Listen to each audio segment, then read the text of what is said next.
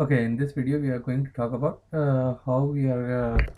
what is SOD, what is compliance calibrator, how we are going in the class we are going to talk about simulate, how we are going to simulate, how we are going to mitigate, what is rule architect, and some important questions about the interview.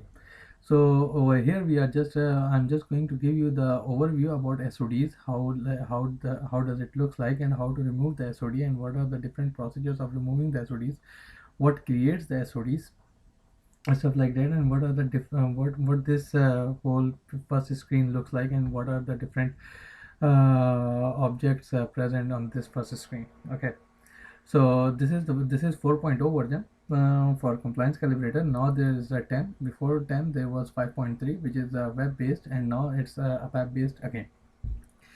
In the class I can show you, like I will show you 5.3 and 10. I'll try to show you 5.3 and 10. Okay, so in this one, let's see like the how many different on what basis we can analyze the SODs.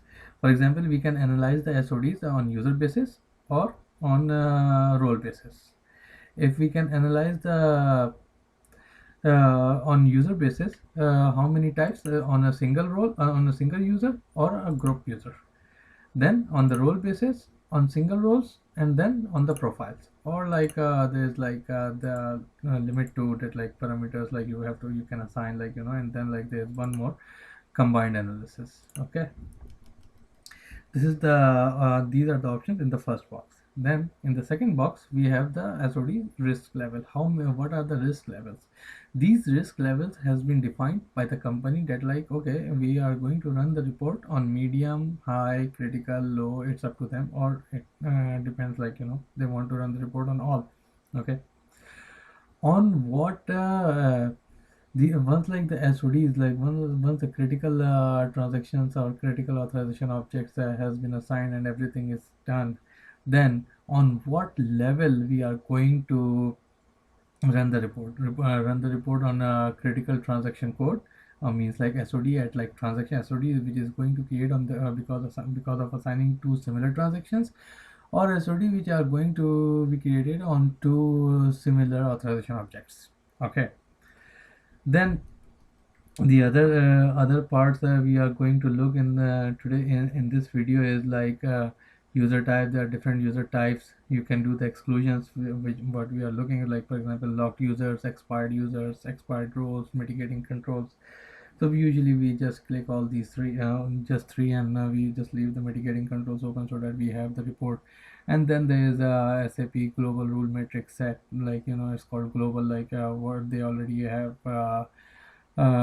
assigned all the similar transactions. They already gather basically all the similar transactions in one place, which makes our job easy. Okay, so for this one, let's go and check like one role which already have the SOD. So I know, like I already created one role which has the SOD. I named it as ZADM underscore SOD underscore role. Let's run the report on transaction code level and see what happened. See, over here it says P001 002, P001 002 says create fictitious vendor and initiate payment to the vendor. P001 is the risk ID, and this 002 is the permutation combination. We will go through, like over all these things, like uh, over all these things, like in detail, like when we are in the class. So this is the this is the summary report. This is the role. It tells you the role description, transaction. If these two transactions are similar, that's why like the level of the risk is high, and it's creating the SOD. That's what the report looks like.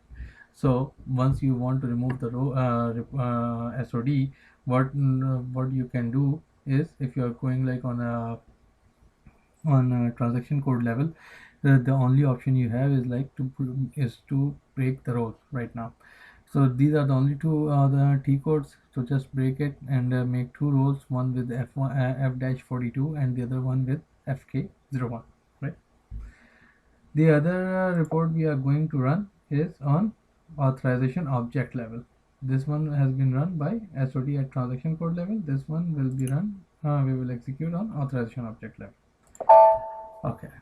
See, like in authorization object level, we have like all these with the transaction codes, we have the authorization objects too.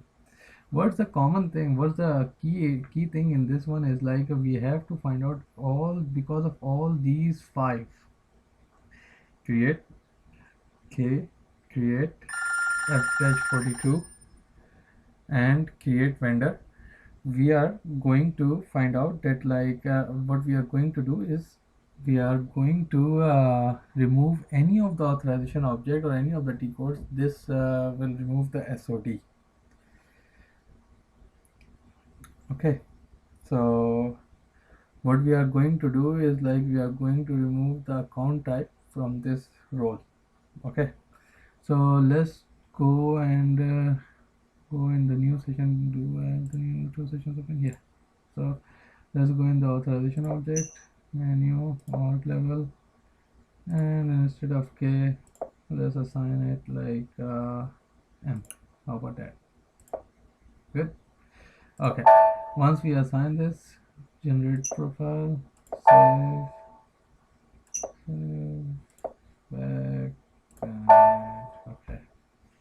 Now come back to the same level again and execute on the authorization object level, right? See, it says no conflicts found. So if you like my teaching, please give me a call back at 630-336-5978. My name is Adnan. Thanks. Bye.